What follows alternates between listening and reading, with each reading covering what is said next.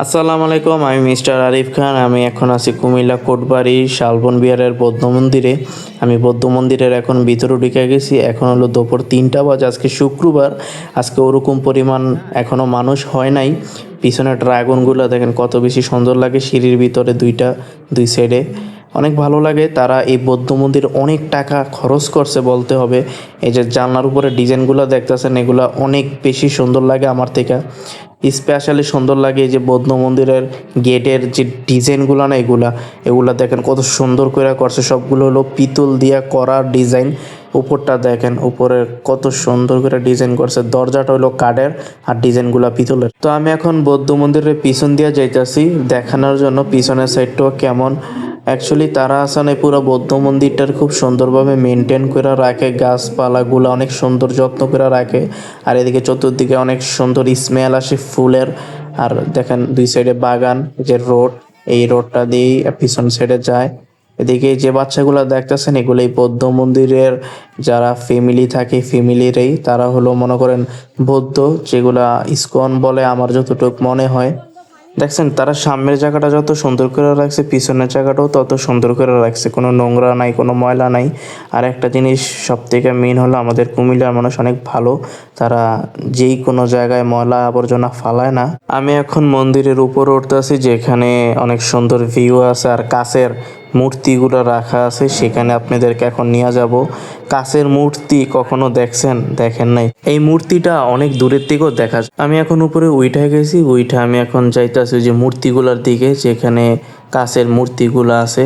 আগে আছে না, এই উপরের কাছের মূর্তিগুলো ভিডিও করা যাইতো না, কিন্তু এখন দেখতেছি সবাই ভিডিও করতে পারে। তো আমিও আপনাদেরকে ওই উসিলায় ভিডিও করে দেখাতে পারবো কি কাছের মূর্তি রাখছে বা কেমন, এগুলো দেখতে আসেন আপনাদেরকে দেখাই।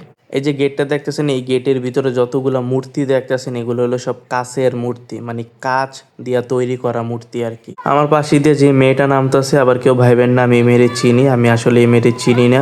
এই মেয়ে আমার হঠাৎ ব্লগে আইসা পড়ছে। হ্যাঁ, বান্ধবী আবার উপর থেকে বলতেছে, কিরে তুই ব্লগে আইসা বললি আবার। আমি যখন এখানে আইছিলাম তখন হাতে গোনা 10-12 জন মানুষ ছিল। এখন দেখেন অনেক বেশি মানুষ হয়ে গেছে। মানুষ বেশি হওয়ার কারণে আমি এখান থেকে চলে যাইতেছি। বেশি মানুষে না ঘুরা মজা লাগে না।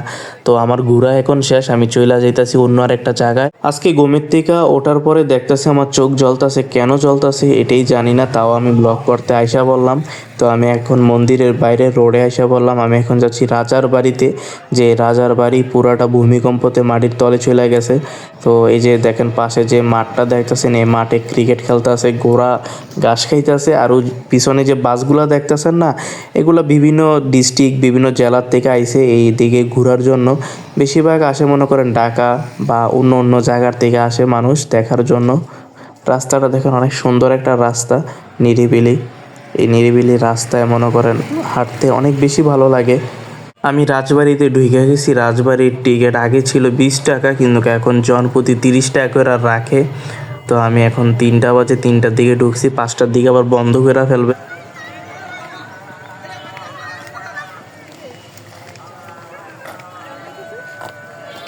ভালো লাগতেছে শালবন বিহারের ভিতরে হাঁটতাছি। অনেক দিন পরে হাঁটতাছি আজকে। অনেক দিন পর মানে প্রায় 1 বছর পর শালবন বিহারের ভিতরে ঢুকলাম। আপনারা যারা এই গাছটা চিনেন তারা কমেন্টসে বলেন তো এটা কি গাছ।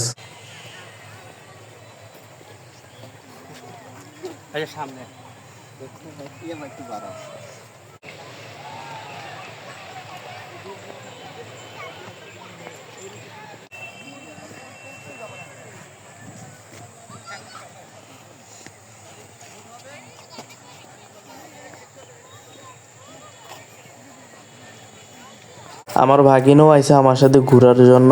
সে ফ্যামিলির সাথে আসলে ঘুরতে পারে না, তার জন্য আমার লগে আইলো ঘোরার লাইগা।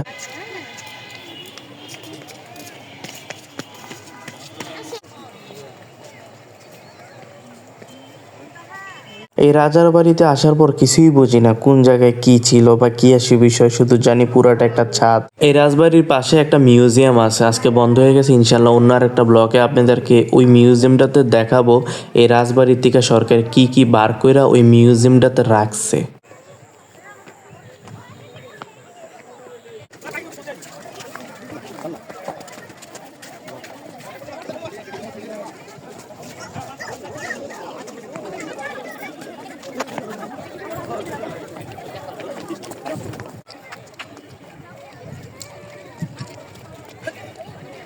সবাই বলে এই পুরা রাজবাড়িটা নাকি একটা ছাদ, এটা যেটা ভূমিকম্পতে মাটির তলে চলে গেছে, কিন্তু আমার এই যে পিছনে দেখতেছেন যে গ্রিলটা, এটা হলো একটা কুয়া। ছাদের ভিতরে কুয়া কিভাবে হয় এটাই আমি এখনো বুঝতে পারতাছি না। আবার ইতিহাসের উপরে কিভাবে বিশ্বাস করতাম। এই যে এটা হলো পানির কুয়া, কুয়াটা এখন গ্রিল দিয়ে বন্ধ করে রাখছে জন কেউ আবার পড়া না যায়। কিন্তু ছাদের উপরে কুয়া, এটাই আমার মাথায় আসে না কি হয়েছে এখানে। তো এখন যাইতেছি সামনের দিকে কিছু পিকচার তোলার জন্য। ওই জায়গাটা প্লেসটা হঠাৎ চোখে লাগলো, সুন্দর একটা প্লেস।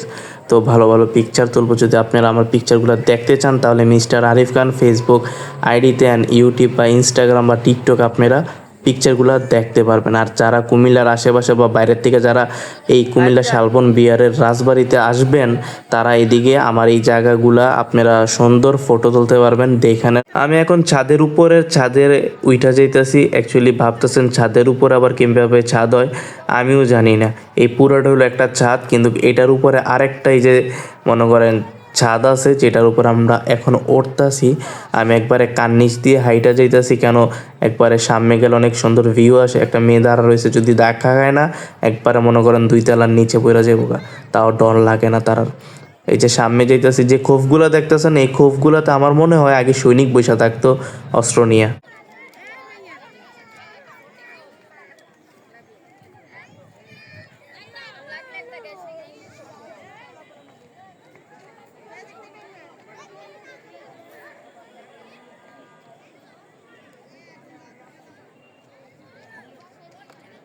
আমার ভাগিনারে শিখাইতেছি ছাদের এই কোনাতে কীভাবে কাইক দিয়া যাওয়া লাগে।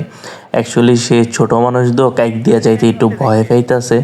তার জন্য আমি চাইতেছি সে জন কাইক দিতে পারে, তার ভয়টা জন কাটে। তাও সে কাইক দিতে পারে না। আমি তারে বলছি আচ্ছা তুই নিচে দিয়ে আয়, পরে নিচে দিয়ে পিছনে দাঁড়াইলো আর কি।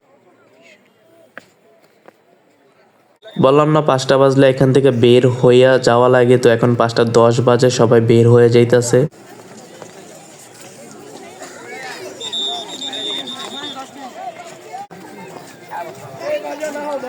ওই যে ওটা ওইটাতে নাম্বার মামা আমার কয়টা ক্লিক করে তো দিবি কোনে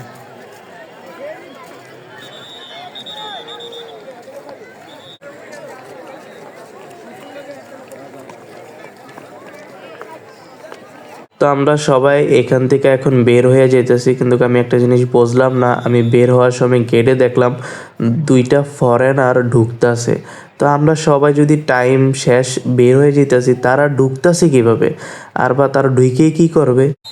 যদি কুমিল্লা কোটবাড়ি শালবন বিহারের আমার এই ব্লগটা ভালো লাগে তাহলে ভিডিওটা লাইক করবেন, কমেন্টসে জানাবেন কেমন লাগছে, আর বেশি বেশি করে শেয়ার করে দেন, অন্যগুলো দেখার সুযোগ করে দেন। আর যারা কুমিল্লার বাইরে থাকেন, তো আমি বলবো কুমিল্লা কোটবাড়ি শালবন বিহার আসেন। এদিকে বৌদ্ধ মন্দির আছে, পুরানো রাজবাড়ি আছে, জাদুঘর আছে, দেখবেন অনেক সুন্দর সুন্দর জায়গা আছে। কুমিল্লা ম্যাজিক প্যারাডাইজও কোটবাড়িতে।